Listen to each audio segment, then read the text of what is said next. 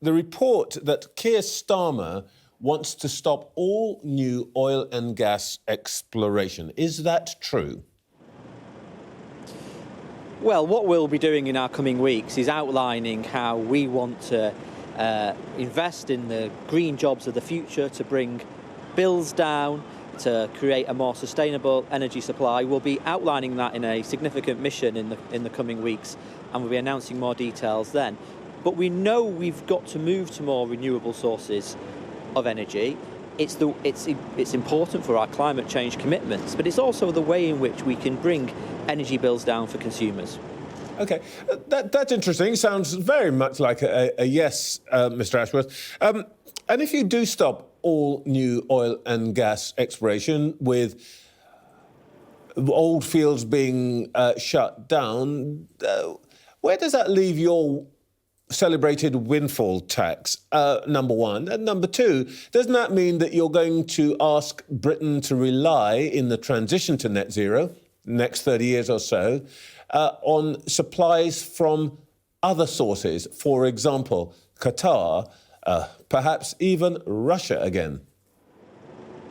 No, this isn't about shutting down what's going on at the moment. We will manage those sustainably. We do think a windfall tax can be applied. Shut themselves down. They're not inexhaustible. If you stop all new exploration, you are going to have to fill the gap from somewhere, and it won't all come from wind. We know that. The sums have been done. So where's it going to come from? It's a mischaracterisation to say our policy is all from wind. We think we need to invest in... Yes, we do need to invest in wind. We need to invest in tidal. We need to invest in nuclear. We need more sustainable sources of energy supply in order to bring bills down for consumers and actually create jobs in this green transition. There are hundreds of thousands of jobs that will come online from a transition to low-carbon industries and technologies, not just directly in the energy sector, but associated jobs in manufacturing, in design, in engineering. We should be a world leader in this. And one of the things that I want to do in the way in which I reform welfare, reform the job centres, is prepare our workforce for the next wave of jobs which is coming, the next sets of opportunities, so that we are ready for these high-skilled jobs of the future. All right.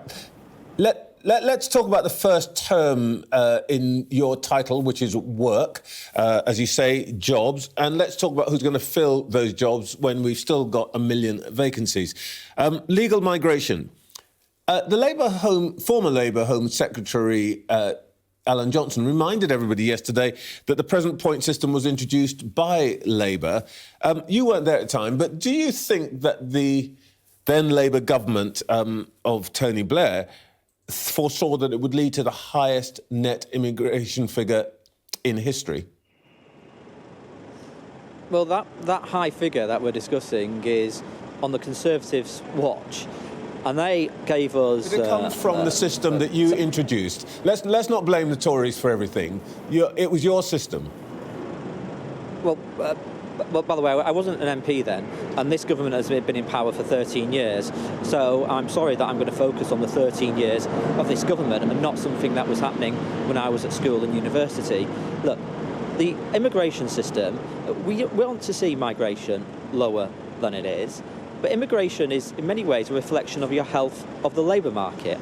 And when you've got 1 million people unemployed today and 1 million vacancies, when you've got 700,000 young people neither in work or training or education, and when you've got hundreds of thousands of over 50s and people who are currently signed off sick but say they would want to work if given the right support, then I believe we should be skilling people, investing in people's training, fixing the red tape and bureaucracy in the apprenticeship levy, but also fixing the way our welfare system works and our job centres work to give people the skills and opportunities to move into work.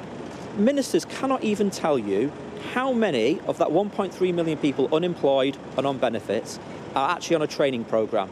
They don't even collect that data. I think that is utterly hopeless when we know that firms are trying to fill vacancies in this country today. All right. Your party wants to be in government. So let's, if we may, just talk about you rather than do a critique of the current government. You have advanced a policy, I understand, this week of restricting employers' right to bring workers from abroad, putting in new hurdles there and regulating pay in order to force them to train British workers. Is this a return to Gordon Brown's mantra of British jobs for British workers? No, what this is about saying to firms, you should be investing in the workforce that you've got or the potential future workers by investing in their skills and retraining opportunities, rather than pulling the lever of going straight to international recruitment and undercutting the wages by cutting those wages by 20%. We don't think that is fair. As I say, when you have how are you going to force them to do that? 1.3. Well, we would actually. This is about the. These are the rules associated with who are on the shortage occupations list. So we would enforce that. This is about government statutory regulatory rules. So we would enforce that. But the second thing is that we would do, which a Labour government would do, is we're going to reform the way our job centres work. We're actually going to give more power and responsibilities to local areas so they can redesign the types of training that is on offer. Because at the moment, all you get, if you go to a job centre, all you get is essentially CV writing training.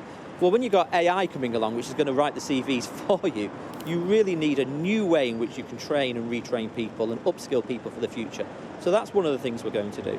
And here's a very significant welfare reform that I am proposing. Yeah. If you're off work for reasons of sickness at the moment, and you've been through something called the work capability assessment, that acts as a disincentive for you trying to return to work. So I will give people an into-work guarantee by reforming those assessments. So reforms to the apprenticeship levy, reforms to the way job centres train people, reforms to the benefit system, reforms to the immigration system. That's a substantial package of reform to get more people back to work and more people into the jobs of the future. Thank you. Well, let's dig into that, because you talked this morning about exactly that programme of work. One of the things I noticed in your announcement you talked about was tailored job support. Is that code for forcing people back to work? Well, at the moment, people who are on, it's now called universal credit, as you know, Trevor, but essentially the old job seekers related benefit, there are conditions attached.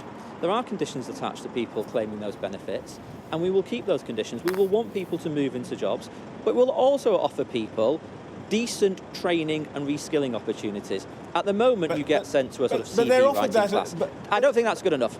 But they're offered that already, and I'm interested in this because, you know, it's what governments do. They are honest with the people, and it seems to me that what you are saying is that you are going to be tougher on people who are currently on, as you say, universal benefit or sickness benefits. Is that correct? Well, I mean, the word tougher brings with it all kinds of connotations. I'm going to have a fair system. Well, it's just a fact. A fair system, giving people the support and the help that they need to move into work. Let me give you an absolutely astonishing statistic. Older people out of work and sick and disabled people out of work, even though many of them say they want help to move into work, only 1 in 10 are getting any support to move into a job.